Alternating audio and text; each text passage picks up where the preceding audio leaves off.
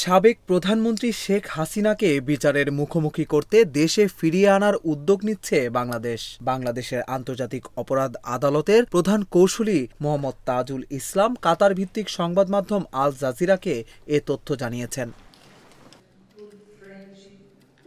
Al Jazeera জানায়, ক্ষমতাচ্যুত রাষ্ট্রপ্রধান শেখ হাসিনাকে প্রতিবেশী ভারত থেকে দেশে ফিরিয়ে আনার লক্ষ্যে পদক্ষেপ নিচ্ছে আইসিটি। আইসিটির প্রধান কৌঁসুলি জানান, আগস্টে গণ অভ্যুত্থানের মুখে ক্ষমতাচ্যুত হওয়ার আগে তৎকালীন সরকার পরিচালিত ভয়াবহ সহিংসতার জন্য বিচারের মুখোমুখি করতে শেখ হাসিনাকে দেশে ফেরানোর আইনি প্রক্রিয়া এরই মধ্যে শুরু হয়েছে। আল জাজিরার প্রতিবেদনে বলা হয়, ভারতে শেখ হাসিনার অবস্থানের কারণে ঢাকা দিল্লি সম্পর্ক ক্ষতিগ্রস্ত হচ্ছে। এ পরিস্থিতি নিরসনে তাকে বাংলাদেশে ফিরিয়ে আনার চেষ্টা করা হচ্ছে। মোহাম্মদ তাজুল ইসলাম আল জাজিরাকে বলেন, টানা 15 বছর বাংলাদেশে কর্তৃত্ববাদী শাসন চালিয়েছেন শেখ হাসিনা। বিক্ষোভের সময় হওয়া সহিংসতা ও ধ্বংসযজ্ঞের জন্য তার বিচার চায় জনগণ।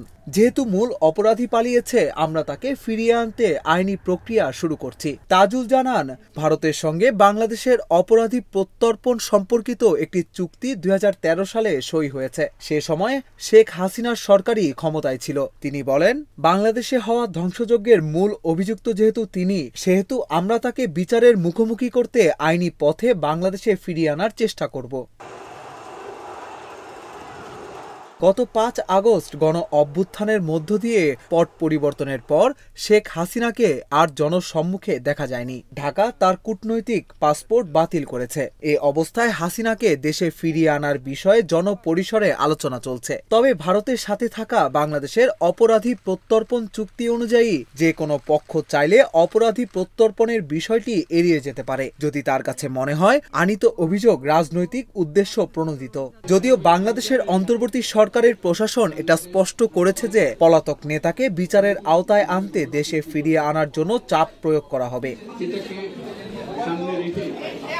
অন্তর্বর্তী সরকারের প্রধান উপদেষ্টা শান্তিতে নোবেলজয়ী ডক্টর মোহাম্মদ ইউনূসও গত সপ্তাহে দেশে ফেরানোর আগ পর্যন্ত ভারতে পলাতক থাকা অবস্থায় শেখ হাসিনাকে চুপ থাকার কথা বলেছেন। ভারতীয় সংবাদ মাধ্যম পিটিআইকে দেওয়া এক সাক্ষাৎকারে ইউনূস বলেন, বাংলাদেশে ফেরত আনার আগ পর্যন্ত ভারত যদি তাকে রাখতে চায়, তবে শর্ত থাকবে যে তিনি চুপ থাকেন। ডক্টর ইউনূসের নেতৃত্বাধীন অন্তর্বর্তী সরকার ভারত থেকে শেখ হাসিনার প্রত্যর্পণের ভীষণ চাপে রয়েছে। বাংলাদেশের জনপরিসরে ভারত বিরোধী অবস্থান দিন দিন তীব্র হচ্ছে। শুধু তাই নয়, বাংলাদেশের প্রধান বিরোধী দল বিএনপির মহাসচিব মির্জা ফখরুল ইসলাম আলমগীরও ভারতীয় এক সংবাদ মাধ্যমকে বলেছেন, বাংলাদেশে হাসিনার বিচার হতে হবে।